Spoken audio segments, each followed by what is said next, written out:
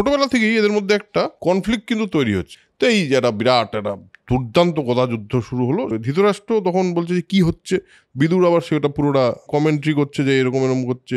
Instant যেটা হয় সেটা হলো দুটো ডিভিশন হয়ে যায়। অবভিয়াসলি সব পাণ্ডব বললেন তাহলে চলুন আমরা এখনই এখান থেকে চলে যেখানে ছিলাম ওখানেই চলে যাই বা কিছু একটা করি। যুধিষ্ঠির বললেন যে না না না সেটা করবো না, আমরা এমনভাবে থাকি যেন পুরোজন বুঝতে না পারে যে আমরা ব্যাপারটা বুঝে গেছি। এবং কর্ণের প্রবেশ হলো রণাঙ্গনে। কর্ণ বলল কি তুমি কি করছো, তুমি যা যা করেছো আমি সব করে দেখাতে পারি। এক্স্যাক্টলি সেম জিনিস কর্ণ করে দেখালো। কিন্তু দুর্যোধন এটা দেখে এসে জড়িয়ে ধরে যায়, আরে তুমি কে ভাই, এরা তো আমাদের মানে এদের তো আমার খুব একটা পছন্দ না, তুমি কে ভাই। ওকে জড়িয়ে ফড়িয়ে ধরেছে এবং বলেছে তুমি আমার বন্ধু হয়ে যাও ভাই, তোমার হেভি লেগেছে, খুবই কবচকুণ্ডল আছে অলরেডি। এবং ভীম বলে যে তুমি সুতপুত্র হয়ে এত বড় স্বপ্ন দেখে ফেলেছো যে তুমি অর্জুনের সঙ্গে যুদ্ধ করবে, এইসব তো করা তো যাবেই না। ও বলে যে কুকুর যেরকম যজ্ঞের যে প্রসাদ সেটা পায় না, সেরকম তুমি অঙ্গরাজ্য ভোগ করতে পারো না। যুধিষ্ঠির বুঝলেন এবং যুধিষ্ঠির তখন বললেন বাকি পাণ্ডবদের এবং কুন্তিকে যে এই বাড়িটা কিন্তু বানানো হয়েছে আমাদেরকে এই বাড়ির ভেতরে জ্বালিয়ে দেওয়ার জন্য।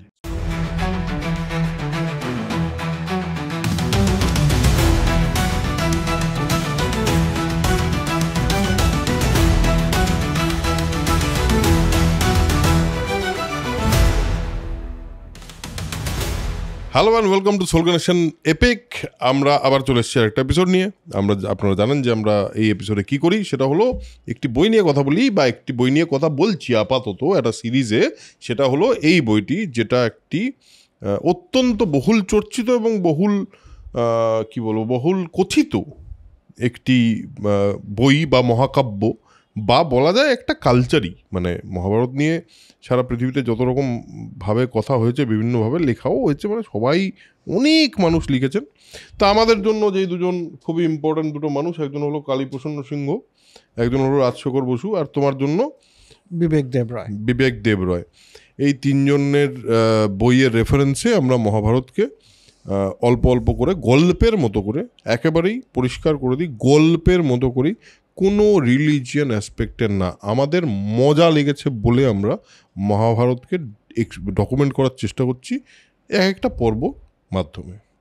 আমরা শেষ করেছিলাম একটা কুমির দ্রোণকে পায়ে কামড়েছিল এবং 5 খণ্ডে সেই কুমির বা হাঙর, কারণ এখানে গ্রাহ বলে যে ব্যাপারটা আছে সেটা কুমির কিংবা হাঙরের দুটোর মধ্যে একটা, এনিওয়েজ তাকে 5 খণ্ড করে দেওয়া হয়।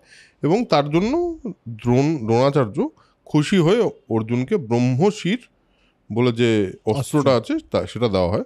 ব্রহ্মশির যথেষ্ট পাওয়ারফুল একটা অস্ত্র, এবং বলে দেয় যে কোনো মানুষের প্রতি এটা ওয়ার্ক করবে কিন্তু মানুষের প্রতি ব্যবহার করো না, কারণ তোমার থেকে কম শক্তিশালী কারোর উপরে যদি ব্যবহার করো তাহলে পরে সমস্ত বিশ্ব ব্রহ্মাণ্ড ধ্বংস হয়ে যেতে পারে। হ্যাঁ, এবং সেটা প্রয়োগ করতে হলে তুমি মানুষের চেয়ে ওপরের কোনো বিইং এর উপর যদি হয় সেরকম প্রয়োগ করো।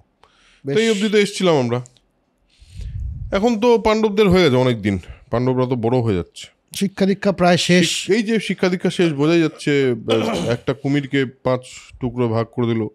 তো দ্রোণাচার্য যেটা করলেন সেটা হলো গেলেন হলো আমাদের ধৃতরাষ্ট্রের কাছে গিয়ে বলল, মহারাজ কুমারদের তো অস্ত্র শিক্ষা তো আমি তো বলেছিলাম, প্রমিস করেছিলাম যে আপনাদের ছেলেকে মানে আপনাদের পুরো সব রাজকুমারদের দারুণ শেখাবো, তো সে শিখিয়েছি যে সেটা একটা এক্সিবিশন হোক, আমিও একটু কলার উঁচু করি যে আমি কি শিখিয়েছি। তো ধৃতরাষ্ট্র এ তো দারুণ ব্যাপার, নিশ্চয়ই। ভীষ্ম বললো হ্যাঁ দারুণ, নিশ্চয়ই হোক তাহলে, ফাইনাল এক্সাম টাইপের, এবং সেটা প্রদর্শনী লেভেলের এক্সাম। তো যাই হোক, সবাই রাজি হলেন, হ্যাঁ নিশ্চয়ই, তো দারুণ ব্যাপার, হোক তাহলে অস্ত্রশিক্ষা প্রদর্শনের জন্য একটা বিরাট রঙ্গভূমি নির্মাণ হলো। সেখানে ধৃতরাষ্ট্র দেখতে গেলেন বলতে ধৃতরাষ্ট্র গেলেন, এবং তিনি ধৃতরাষ্ট্র, কুন্তি, বিদুর, তারপর আমাদের ইয়েও ছিল, আমাদের কৃপাচার্য। হ্যাঁ, একদম দ্রোণাচার্য তো মেইন হতাই। প্রায় স্টেডিয়ামের মতো, মানে যেরকম বর্ণনা রয়েছে প্রায় একটা স্টেডিয়াম টাইপের, প্রজারাও সবাই এসছে। হ্যাঁ, অনেক বড় একটা স্টেডিয়ামের মতো, এরা বেশ দুর্দান্ত একটা ব্যাপার। এবং সেখানে কৃপাচার্য আর ভীষ্মকে অগ্রবর্তী করে এরা সব গিয়ে সব বসেছে। এবং ফাইনালি প্রথমে ধৃতরাষ্ট্র এই আমাদের দ্রোণাচার্য গেলেন, গিয়ে সব এরম ব্যাপারটাকে একদম প্রি প্রোডাকশন টাইপের একটা যে হচ্ছে এই ঘটনাটা ঘটতে চলেছে এখানে, উনি মঙ্গলাচরণ ভরণ করে তারপরে ওই শুরু হলো। হ্যাঁ, আর তারপর শুরু হয়ে গেল। আচ্ছা অরুণাভ, তোর এটা পড়ে একবারও মানে গ্রিসের কোলোসাসের কথা মনে হ্যাঁ, পড়ে, হ্যাঁ, নিশ্চয়ই। কোলোসিয়ামের কথা মনে পড়ে না? একদম ওরকমই মনে লাগছে পুরো, যে হ্যাঁ, একটা হ্যাঁ, গ্ল্যাডিয়েটরের গ্ল্যাডিয়েটরের যে হ্যাঁ ওরকম অ্যাম্ফি থিয়েটার ছিল ওরকম, কিন্তু মানে বর্ণনাটা কিন্তু ওরকম, হ্যাঁ, হ্যাঁ, যারা বর্ণনাটা মাঝখানে বেশ চারণভূমি, সেখানে এসে এরা অস্ত্র খেলা দেখাবে, একদম মানে অস্ত্র চালনা দেখাবে আর কি, অস্ত্র খেলা তো নয়, ঘোড়সাওয়ারি তরবারি কি শিখলো সেগুলো সব দেখাবে, আর চতুর্দিকে সমস্ত রয়েছে সব প্রজারা, তারা তারা হর্ষধ্বনি হর্ষধ্বনি করছে, আর একটা উঁচু জায়গায় সেখানে রাজ পরিবারের লোকজন সবাই বসে রয়েছেন। একদম। একদমই তাই, মানে আমরা গ্ল্যাডিয়েটরে এরকম জিনিস দেখেছি, গ্রিক মানে ওই কোলোজিয়াম যেটাকে বলে ওই রকম একেবারেই তাই, ওরকম ধরনের একটা ব্যাপার। তো যাই হোক, রাজারা রাজপুত্ররা সব এলে তো প্রত্যেকে প্রথমেই একটা ওই মানে ফার্স্ট যে অ্যাক্ট সেটা হলো প্রত্যেকে নিজের নামাঙ্কিত যে তীর সেগুলো ছুড়লেন, সেগুলো ছুঁড়ে লক্ষ্যভেদ করলেন, সবাই দারুণ তালি ফালি দিল। তারপর একে একে দেখানো শুরু হবে প্রয়োগের বিভিন্ন রকম প্রণালী, মানে বিভিন্ন রকম কী কী শিখেছে সেগুলো সব এক্সিবিশন হওয়া শুরু হলো।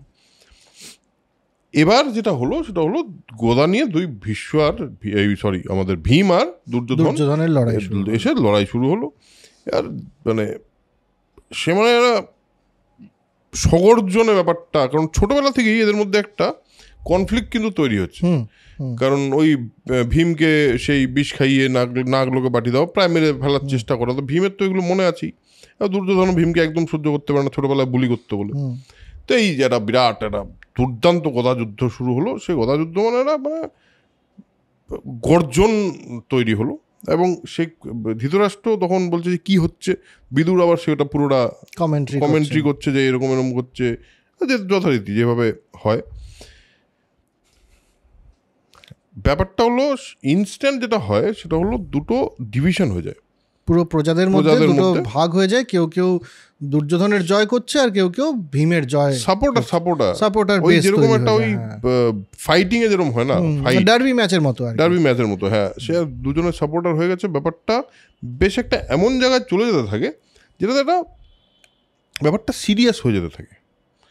লোকজন চিৎকার করছে, ভীমকে সাপোর্ট করছে, ভীমের জন্য চিয়ার করছে, এদিকে দুর্যোধনের জন্য চিয়ার করছে। তো ব্যাপারটা একটুখানি মানে হাতের বাইরে চলে যাচ্ছে। তার মধ্যে আরেকটা বড়, দুজনেই তো রাজকুমার।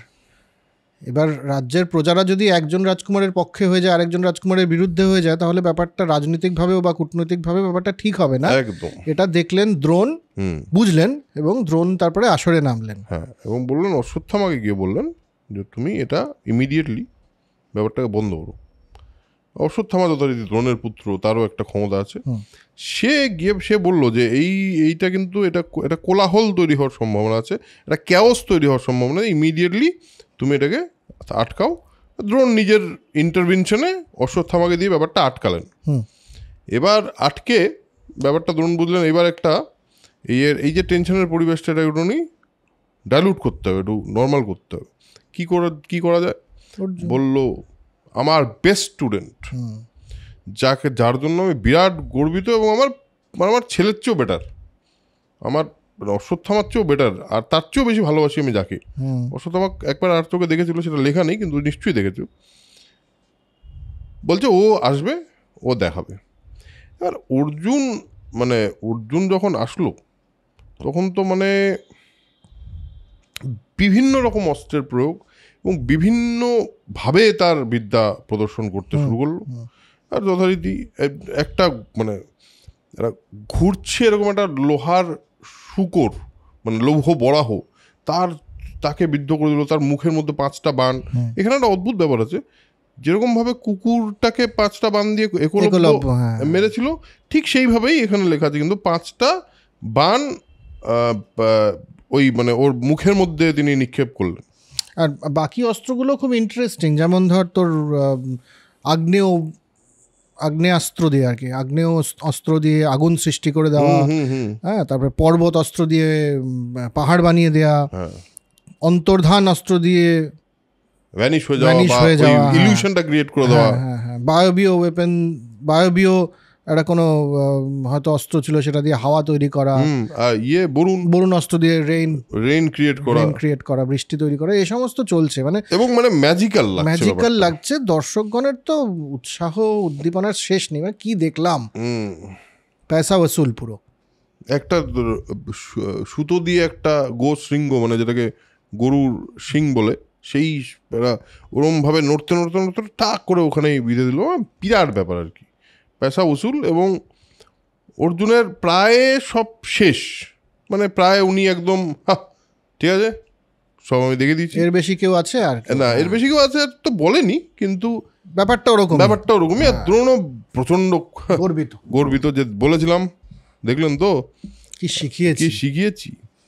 ঠিক সেই সময় কবচ কুণ্ডল শোভিত, মানে কবচ আর কুণ্ডল নিয়ে একজনের প্রবেশ হলো রণাঙ্গনে।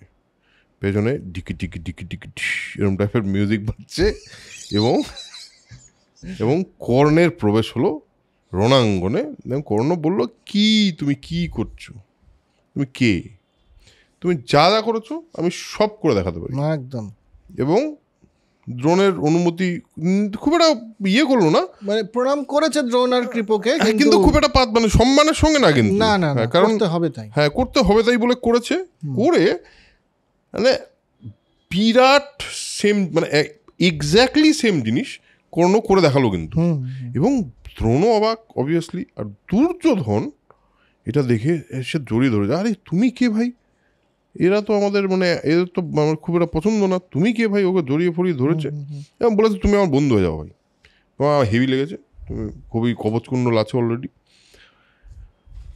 না, তার আগে আরেকটাও ঘটনা ঘটেছে যে অর্জুন বলেছে এইভাবে, আর কর্ণ এসে সোজাসুজি চ্যালেঞ্জ করেছে। এইটাই বলতে যাচ্ছি যে করতে যাওয়ার সময় কর্ণ এসে ডিরেক্ট চ্যালেঞ্জ করেছে যে আমি তোমার সঙ্গে দ্বন্দ্ব করতে চাই, তুমি কি কত বড় বীর প্রমাণ হয়ে যাক, কে কত বড় বীর। আর যথারীতি মানে বলে, আমাদের অর্জুনও বলে যে তুমি জানো না তুমি কার সঙ্গে কথা বলছো। অর্জুনের একটা দম্ভ তো ছিল এখানেই দেখাই যাচ্ছে যে আমি দ্রোণাচার্যের সবচেয়ে বেস্ট স্টুডেন্ট, তো তোমাকে আমি নরকে বাড়ি দেবো, ডিরেক্ট নরকে চলে যাবে। কর্ণ বললো মানে এইখানে ও বলছে যে আরেকটা জিনিস বলেছিল অর্জুন, যে তুমি অনাহুতভাবে এসে, মানে আনইনভাইটেড হিসাবে তুমি এসে হঠাৎ করে এত কিছু দেখাতে যাচ্ছ কেন। তো বলে রঙ্গভূমিতে প্রবেশের অধিকার সবার আছে, যদি আমার কাছে ক্ষমতা থাকে তাহলে আমি সেই ক্ষমতা দেখাবো। এবং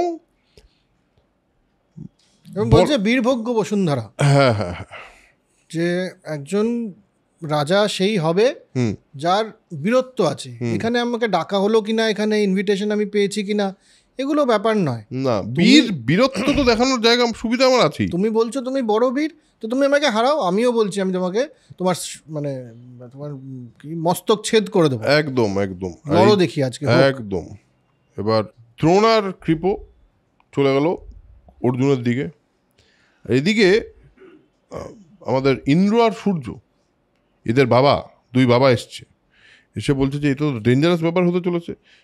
সূর্যের কিরণ দিল ওই আমাদের কর্ণকে, আর এই আবার মেঘের ছায়া দিল। এটাও দেখ কি অদ্ভুত, সূর্য আর ছায়া, আলো আর ছায়ার খেলা, কিন্তু দুটো পয়েন্টে দুজন মিলে মারামারি। এবার কর্ণকে হঠাৎ কুন্তি দেখেছে, আরে এ তো ওই কবচ ওই কুণ্ডল, দুই ছেলে আমার দুদিকে, এখন আমি কি করবো, অজ্ঞানী হয়ে আছে। হ্যাঁ, দুই ছেলের মধ্যে একজন বেঁচে থাকবে, দুজনকে লড়াই করবে। একজন বলতে তোমার মাথা কেটে দেবো, একজন বলতে তোমার নরকে পাঠাবো, এইসব হচ্ছে আর কি। স্বাভাবিক ব্যাপার। এবার বিদুর তখন ওই চন্দন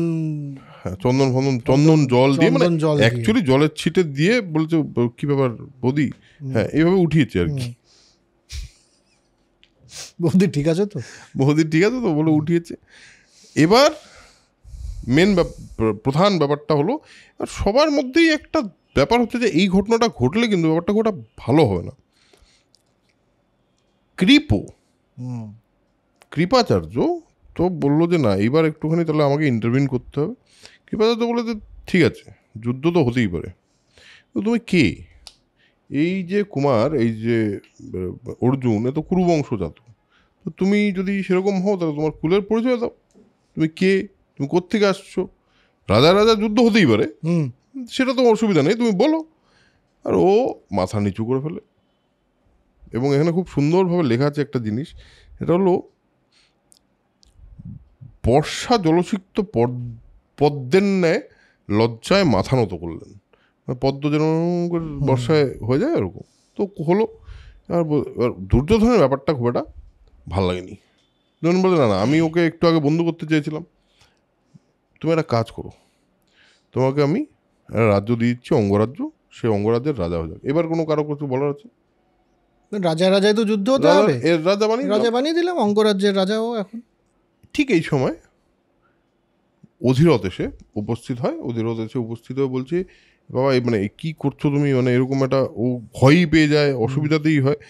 ভীম মাঝখান থেকে এতক্ষণ ভীম মানে অধীরথকে দেখে এবং অধীরথের পাঁচ হয়ে কর্ণ, এবং অধীরথ দেখে একটু খুশিও হয় যে এরকম, মানে অধীরথ তো সারথি ছিল একদম, ড্রাইভার, তো তার ছেলে এসে এদেরকে চ্যালেঞ্জ করছে এবং প্রায় হারিয়ে দেবে, মানে সবাই মোটামুটি মনে করছে, এবং রাজা হয়ে গেল অঙ্গ রাজ্যে, সেটাতে অধীরথেরও খুশি হয় এবং কর্ণ তখন বাবাকে আশীর্বাদ নেয়। তখন সবাই ব্যাপারটা বোঝে যে এ হচ্ছে অধীরথের ছেলে, মানে মনে হচ্ছে যে অধীরথের ছেলে। এবার ভীমের তো বুলি করার অভ্যাস ছিল একদম। এবং ভীম বলে যে তুমি সুতপুত্র হয়ে এত বড় স্বপ্ন দেখে ফেলেছ যে তুমি অর্জুনের সঙ্গে যুদ্ধ করবে, এইসব তো করা তো যাবেই না।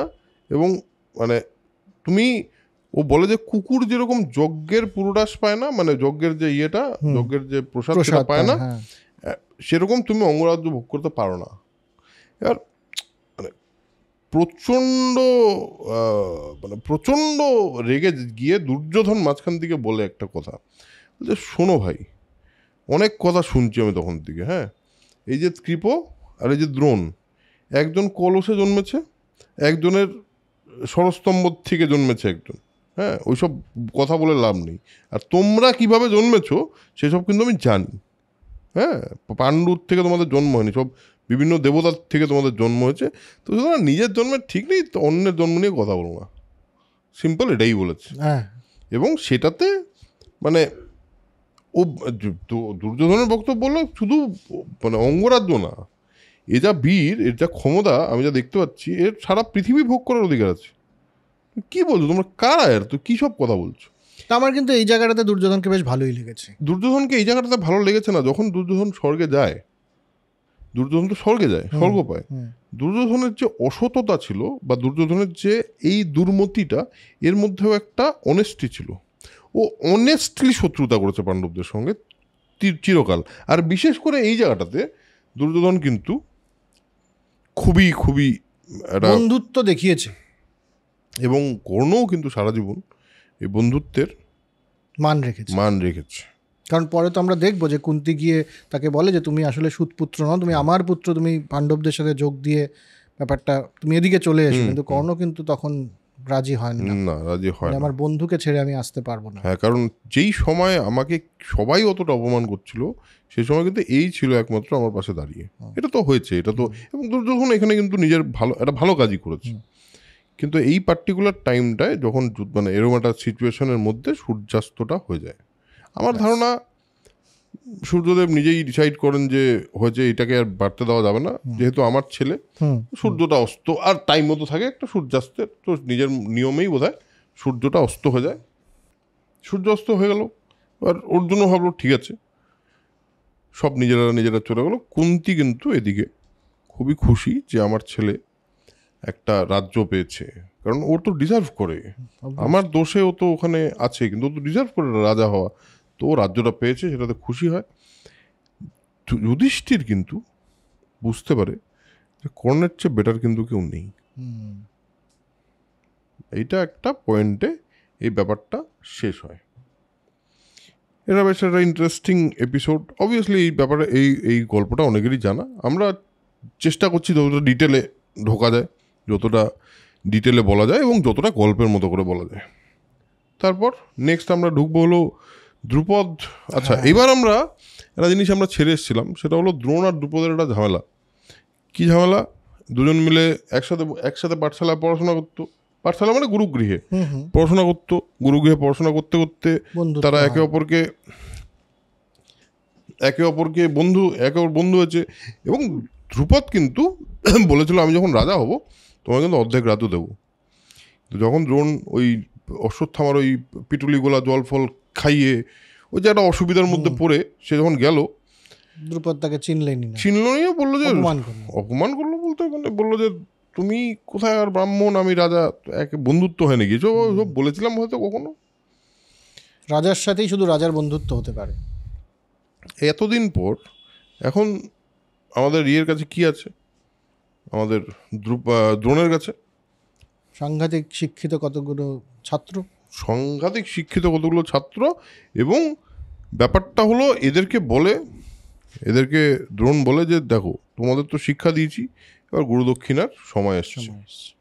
এবার তখনকার দিনে কেন, এই তো কয়েকদিন আগেও আমার গুরুদক্ষিণা হয়েইছে, কিন্তু গুরুদক্ষিণার কথা তো সবাই জানতো আর কি। গুরুদক্ষিণা ইজ এ মাস্ট।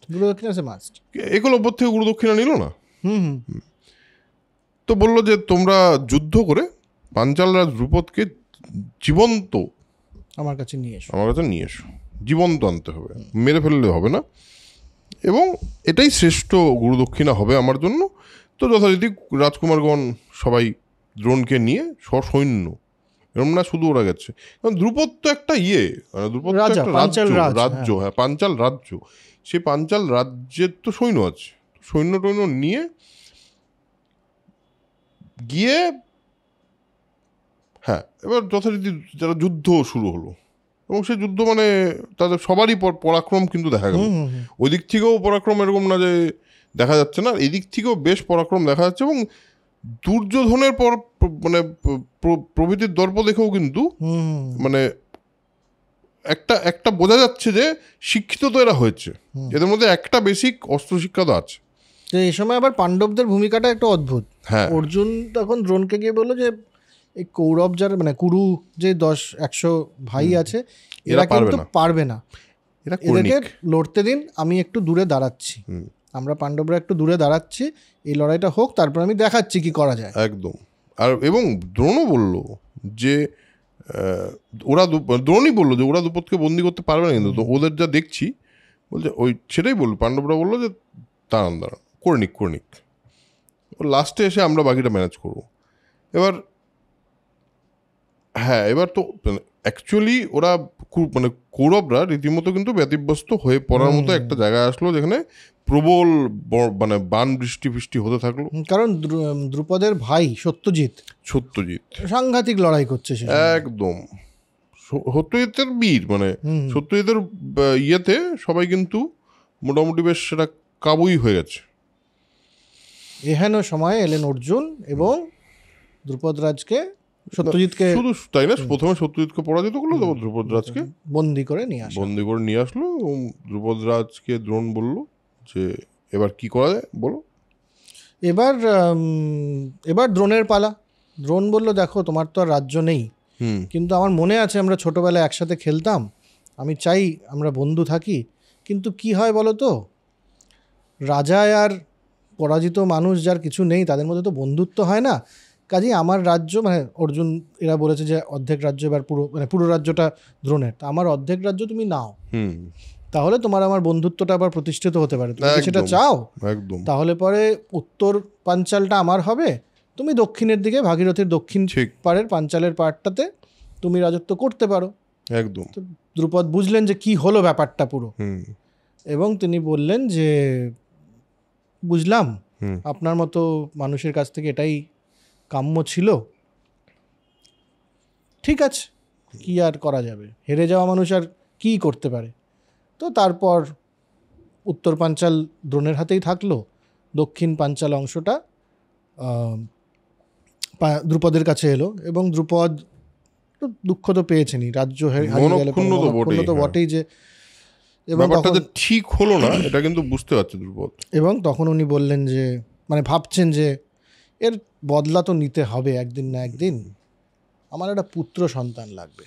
একদম, এইখানেই ব্যাপারটা লাস্ট শটটা যদি ভাবি তাহলে এরকম যে দ্রুপদ একা বসে আছে, এভাবে তাকিয়ে বলে অনেক তো হলো, এবার আমার একটা পুত্র সন্তান দাও, আমার মানে বংশের হয়ে আমার হয়ে সে দ্রোণের প্রতি বদলা নেবে। এখানে আমরা দ্রুপদকে আমরা ছেড়ে দিলাম, আসবো আবার ফিরে 1 বছর পর ওখানে ছেড়ে দিয়েছি দ্রুপদকে। 1 বছর পর ধৃতরাষ্ট্রকে যুবরাজ্য মানে কি বলে ওটাকে, যুবরাজ করা হলো, অভিষেক যেটা করা হয় সেটা করা হলো। এবং যুধিষ্ঠির তো মানে খুবই একটা নিজের জায়গাতে খুবই ধর্ম ইত্যাদি ইত্যাদি ব্যাপারে খুবই পরিষ্কার হিসেবে নিজেকে প্রতিষ্ঠা করল। এদিকে ভীম চলে গেল বলরামের কাছে অস্ত্র শিক্ষা করতে, এবং মানে গদা শিখতে। এবং আমরা পরবর্তীতে জানবো দুর্যোধনও কিন্তু বলরামের কাছ থেকে গদা শিক্ষা করেছিল। এবং অর্জুন আরও নানাবিধ অস্ত্র ওর শেখা শুরু হলো। এই সমস্তটা দেখে পাণ্ডবদের কিন্তু একটা আধিপত্য কিন্তু তৈরি হচ্ছে আস্তে আস্তে, এবং পাণ্ডবরা কিন্তু বেশ পাণ্ডবদের গৌরব চারিদিকে ছড়িয়ে পড়ছে। এইটাতে ধৃতরাষ্ট্রর কিন্তু একটু মনের মধ্যে এটা একটু বাড়াবাড়ি হচ্ছে মনে হচ্ছে। কারণ কৌরবদের কথা তো কেউ বলছে না, দুর্যোধনের কথা তো কেউ এসে বলছে না। এইটাতে কিন্তু ওর একটুখানি মানে ঘুম ইনসোমনিয়া শুরু হলো, অসুবিধা হলো। ঈর্ষা। হ্যাঁ, এবার একটা রাজনৈতিজ্ঞ ছিল যার নাম কনিক, ওর আর কি মানে সেই সময় ওর পিকে, হ্যাঁ, সে যাকে বলে কি উপদেষ্টা না, রাজনৈতিক সলাহকার, হ্যাঁ উপদেষ্টা এসে সে বললো যে আমি কিছু দিতে পারি অপশন। তো বলছে যে উপযুক্ত সময় না আসা অবধি অমিত্রকে কলসির মতো করে পাশে নিয়ে চলতে হবে, কিন্তু যে আপনার মিত্র না, যার উপর আপনার ঈর্ষা হচ্ছে, তাকে কিন্তু সঙ্গে সঙ্গে নিয়ে চলতে হবে। বলছে মৎস্যজীবী যেমন বিনা অপরাধে মৎস্য হত্যা করে, সেইরূপই মানে খুবই নিষ্ঠুর কাজ না করলে আপনি কিন্তু ঐশ্বর্য লাভ করতে পারবেন না। তো ওয়েট করুন, অপেক্ষা করুন, সময় আসবে, সেই সময় যা করার করা যাবে। এটাতে একটা অদ্ভুত ব্যাপার আছে। বলছে যে মানে নিষ্ঠুর না হলে তুমি বিরাট কিছু করে উঠতে পারবে না। এইটা বোধহয় অনেকে বলেছে, সেই জন্যই অনেক নিষ্ঠুরতা চারিদিকে বৃদ্ধি পাচ্ছে। না, এটা তো ফর্মুলা তো এটা বটেই না। হ্যাঁ। আর এই সময় আরেকটা জিনিস হচ্ছে যুধিষ্ঠিরও শুনতে পাচ্ছে চারদিকে, কারণ প্রজাদের মধ্যে ওই যে অস্ত্র শিক্ষা হয়েছে, মানে অস্ত্র প্রদর্শন হয়েছে, তারপর থেকে প্রজাদের মধ্যেও একটা যুধিষ্ঠিরকে নিয়ে বিশেষত খুবই উৎসাহ এবং উদ্দীপনা, যে যুধিষ্ঠিরের মতো ধর্মপ্রাণ মানুষ নেই, আসলে যুধিষ্ঠিরের রাজা হওয়া উচিত, এরকম একটা গুঞ্জন চারিদিকে শুরু হয়েছে। যে পাণ্ডু তো বীর ছিলেন, ধৃতরাষ্ট্র তো অন্ধ, ভীষ্ম তো প্রতিজ্ঞা নিয়েছেন তিনি রাজা হবেন না। এবার যারা আছে তাদের মধ্যে কিন্তু আমাদের মনে হচ্ছে একমাত্র যুধিষ্ঠিরই এই বংশের রাজা হওয়ার যোগ্যতা। এই কথাটা পৌঁছলো দুর্যোধনেরও কানে একদম, এবং দুর্যোধন এসে তখন বাবাকে মানে ধৃতরাষ্ট্রকে বলেন যে দেখুন, লোকজন কিন্তু এরকম কথাবার্তা বলছে, এটা কিন্তু ঠিক হচ্ছে না একদম। এটা হলে পরে যুধিষ্ঠিরকে যদি রাজা করে দেন তাহলে পাণ্ডবরা হয়ে যাবে শক্তিশালী। এই হচ্ছে শুরু হলো এদের দুজনের মধ্যে এই ফার্স্ট প্রবলেম। মানে আগে হয়েছে যেটা বালখিল্য একটা সমস্যা, ছেলে পেলেদের বুলিং ইত্যাদি, এইখান থেকে রাজনীতি শুরু হচ্ছে। তো এটা ঠিক হচ্ছে না, কারণ যুধিষ্ঠির রাজা পাণ্ডবরা হবে শক্তিশালী, আমাদের বংশ তো ধীরে ধীরে, এবং তাদের ছেলেমেয়েরা তখন রাজা হবে, আমরা তো এই যে 100 ভাই ইত্যাদি, আমরা তো ধীরে ধীরে পিছিয়েই পড়বো, এটা কিন্তু হতে দেওয়া যাবে না। ধৃতরাষ্ট্র বললেন না, তুমি যেটা বলছো সেটা ঠিকই, কিন্তু ব্যাপারটা তো খুব একটা ভালো কাজ নয়, তো কি করা যায়, করবোটা কি করে? তো তখন দুর্যোধন বলে না, উপায় আছে, আপনি শুধু পাণ্ডবদেরকে কনভিন্স করুন যে ওরা বার্নাবর্তে যেন চলে যায়, এই জায়গাটা ছেড়ে, হস্তিনাপুর ছেড়ে বার্নাবর্তে যেন তারা চলে যায় একদম, তাহলে আমাদের কোনো রিস্ক থাকবে না, বাকিটা আমি দেখে নিচ্ছি। ধৃতরাষ্ট্র বললেন এটা একদম, হস্তিনাপুর ছেড়ে আমি পাণ্ডবদেরকে পাঠিয়ে দেবো, যাদের এরকম পপুলারিটি, এটা তো কেমন করে হবে একদম। তো দুর্যোধন বললেন দেখুন, সমস্যা কিছু হবে না, কারণ ওই আমরা ডিক্টেটরের গল্পটাতে যেরকম বলেছিলাম যে মন্ত্রী যারা আছে, মন্ত্রী আমলা এরা যারা আছে, এদেরকে অর্থ দিয়ে আমি ম্যানেজ করে নেব, প্রজাদেরও আমি ম্যানেজ করে নেব অর্থ দিয়ে। বাকি ভীষ্ম রইলেন, ভীষ্ম করবেন না, তোমার সিংহাসনের প্রতি ভীষ্মের কোনো নেই। দ্রোণকে আমি ম্যানেজ করছি, আর দ্রোণ যেদিকে যাবেন কৃপও সেদিকেই যাবেন। কাজেই ও দ্রোণের ব্যাপারটা যে অশ্বত্থামা আমাদের সাইডে আছে, হুম, কাজে অশ্বত্থামা যদি আমাদের সাইডে থাকে তাহলে দ্রোণও ওখানেই থাকবে ছেলের ঠিক দিকে, ঠিক একদমই তাই, আর দ্রোণ যেদিকে থাকবেন কৃপো, যেহেতু কৃপোর বোন দ্রোণের সাথে একদম বিবাহিত, একদম একদম। কাজে কৃপো আমাদের ছেড়ে যাবেন না। আর বিদুর কিন্তু আমাদের আমাদের লোক, সে মন্ত্রী, সবই ঠিক আছে, কিন্তু ও কিন্তু মনে মনে পাণ্ডবদের পক্ষপাতী, এটা কিন্তু এটা ব্যাপারটা, কিন্তু আপনি দেখুন। হ্যাঁ। তো কিন্তু তিনি একা বলছে, তিনি একা একা বাধা খুব দিয়ে একটা, কিছু করতে হ্যাঁ। পারবেন না, তো আপনি পাঠান, হুম। 5 ছেলে আর মাকে পাঠান। হ্যাঁ, তো ধৃতরাষ্ট্র একবার কোনো একটা আছিলায় পাণ্ডবদের অন্যান্য মন্ত্রীকে বলে টলে তারা সবাই মিলে বার্নাবর্তে পশুপতি উৎসব হবে, এটার বিরাট সুখ্যাতি শুরু করলেন যে পশুপতি উৎসব হচ্ছে ওখানে, ওখানে না গেলে তো জীবন বৃথা, অত লোক আসবে, বিরাট ব্যাপার। এটা শুনে মোটামুটি কিন্তু পাণ্ডবরাও খুব উচ্ছ্বসিত হয়ে গেল একদম, হ্যাঁ। তৎক্ষণাৎ বললো যে তারা আমরা বার্নাবর্তে যাবো, আর মিস করবো কেন, এটা ফোমো হলো আর কি, ফিয়ার অফ মিসিং আউট। একদম। তো তারা যাওয়ার জন্য তৈরি, বার্নাবর্তে যাওয়ার জন্য। অবভিয়াসলি যেমন করে দুর্যোধন প্ল্যান করেছিলেন, কেউই সেটাকে মানা করলেন না একদম। কিন্তু যখন এরা যাচ্ছেন ছেড়ে, তখন প্রজাগণ কিন্তু এলেন, প্রজারা এবং প্রজাদের মধ্যে বেশ এলিট লোকজন এরা এলেন, এসে বললেন যে এটা কিন্তু ঠিক হচ্ছে না, আপনাদের ধৃতরাষ্ট্র ছেলের কথা শুনে আপনাদেরকে বার্নাবর্তে পাঠিয়ে দিচ্ছে, হস্তিনাপুর ছেড়ে যাওয়া আপনাদের, আমরা কিন্তু এটাকে মেনে নিতে পারছি না, আপনারা থেকে যান। যুধিষ্ঠির বলল, না, আমার পিতাসম ধৃতরাষ্ট্র বলেছেন, কাজেই আমি অমান্য করতে পারবো না, আপনারা বরং আমাদেরকে আশীর্বাদ করুন যেন আমরা ভালোভাবে ওখানে যাই। এবার লাস্ট হস্তিনাপুর ছাড়ার আগে তাদের দেখা হলো বিদুরের সাথে। বিদুর তো জানে প্ল্যানটা কি হয়েছে, কিন্তু লোকজনের সামনে বিদুর ডিরেক্টলি বলতেও পারছে না। না, কিন্তু তার আগে একটা জিনিস হয়েছে যাতে বিদুরের এই কথাটা মনে হচ্ছে, এটা হলো দুর্যোধনের ভাবভঙ্গি, এবং দুর্যোধন তো অলরেডি একটা ব্যবস্থা করে নিচ্ছে, ও পুরোচনকে বলে তোমার একটা দ্রুতগামী রথ দিচ্ছি, তুমি আগে পৌঁছে যাও, পৌঁছে গিয়ে এরকম একটা মানে এখানে লেখা যেটা আছে বার্নাবর্ত শন সর্দ ধুনো, হ্যাঁ, একটা দুর্দান্ত একটা বাড়ি বানাও, মাটির সঙ্গে ঘি মিশিয়ে দাও, ঘি গালা মানে যতু আর কি, যেটা মেজার ইনগ্রিডিয়েন্ট হবে, যেগুলো জ্বলবে, এইসব জিনিস দিয়ে বানাও, আর তাতে এবং এমনভাবে করো যাতে পাণ্ডবরা বুঝতে না পারে। তারপরে একটা সময় বুঝে বাকি মানে জ্বালিয়ে দেবে, অগ্নি সংযোগ করে এদেরকে একদম। এবার বিদুর জেনে গেছেন। এবার বিদুর লাস্ট যুধিষ্ঠিরের সাথে দেখা, তো বিদুর এবং যুধিষ্ঠির একটা ম্লেচ্ছ ভাষা জানতেন, সিক্রেট ল্যাঙ্গুয়েজ টাইপের, তো সেখানে বিদুর কিছু কিছু কথা বললেন, ডিরেক্টলি বললেন না, কিন্তু একদম একদম বিদুর বললেন যে দেখো, শত্রুর অভিসন্ধি যে জানে সে বিপদের থেকে নিজেই কিন্তু নিস্তারের উপায় করে, এবং অস্ত্র সবসময় যে লোহারি হবে তা নয়, আগুনও কিন্তু একটা অস্ত্র। আর বলে যে আগুন সব বন্টন জ্বালিয়ে দেয়, কিন্তু গর্তে যারা থাকে তাদের কিন্তু কোনো ক্ষতি হয় না, বুঝলে তো? হ্যাঁ, বুঝলে, যেভাবে সজারুরা গর্তের মধ্যে দিয়ে চলে যায় সেরকম আগুন থেকে বাঁচা যায়। আর দিক নির্ণয়ের জন্যে সূর্য চন্দ্র নক্ষত্র দিয়ে দিক নির্ণয় করা যেতে পারে, এবং সেটা যদি কেউ করতে পারে তাহলে নিজেকে এবং 5 জনকে বাঁচাতে পারে।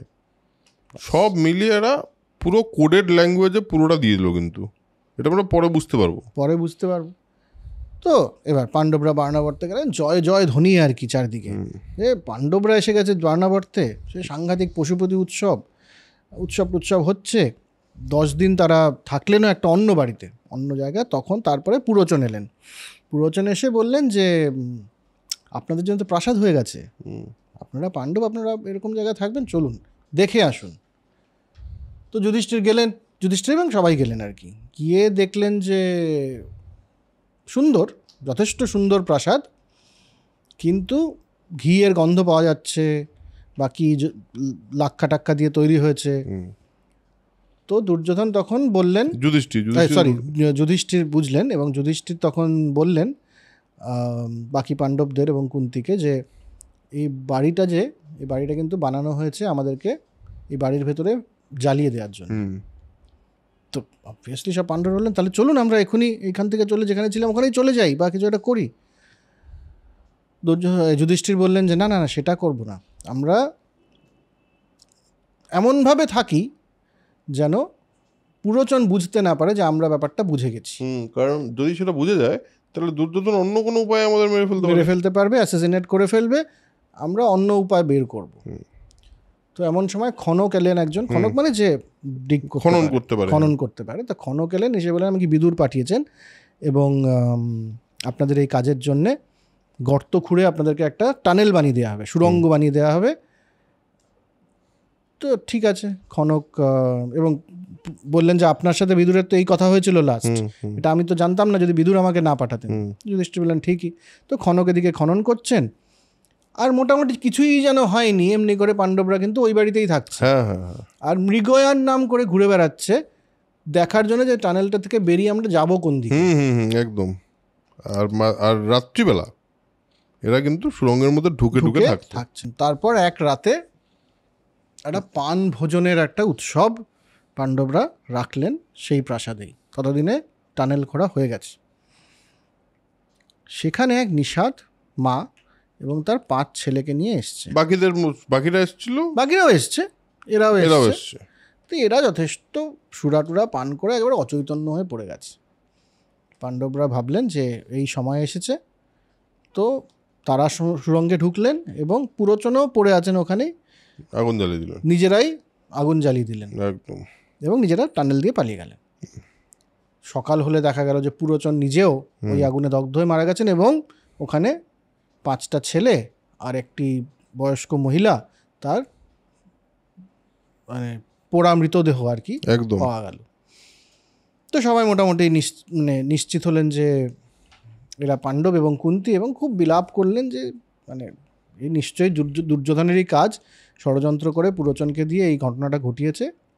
এদিকে পাণ্ডবরা তো বেরিয়ে গেছেন সুড়ঙ্গ দিয়ে, বেরিয়ে সেই বন জঙ্গল দিয়ে ঘুরে ঘুরে ওই চন্দ্র সূর্য নক্ষত্র দিয়ে চলছেন। কুন্তী বয়স্কা, নকুল সহদেবও বাচ্চা ছেলে, তো ভীম কুন্তীকে কাঁধে নিয়ে আর নকুল সহদেবকে কোলে নিয়ে চলছে। রাত্রে মানে সবাই যখন ঘুমিয়ে পড়ে তখন ভীম জেগে থাকে, এবং ভীমের ব্যাপারটাতে তখন ভীম এসে যখন জল খাওয়াতে গেছে তখন নিজেই দেখে একেবারে মানে মনে মনে ভাবছে যে কি জীবন আমাদের, আমরা পাণ্ডুর ছেলে, রাজার ছেলে, হস্তিনাপুরের যুবরাজ আমাদের সঙ্গে, কিন্তু আমরা একাই বনে বাজারে ঘুরে বেড়াতে হচ্ছে পালিয়ে। ভালো জিনিস ভালো না, এর একটা প্রতিশোধ তো আমাদের নিতে হয়।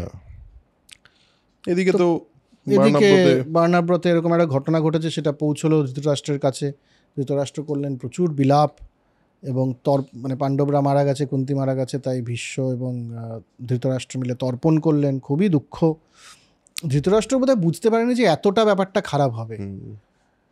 শুধু দেখা গেল বিদুর সেভাবে শোক প্রকাশ করছেন না। তো আপাতত যতগৃহ পর্ব এখানেই শেষ।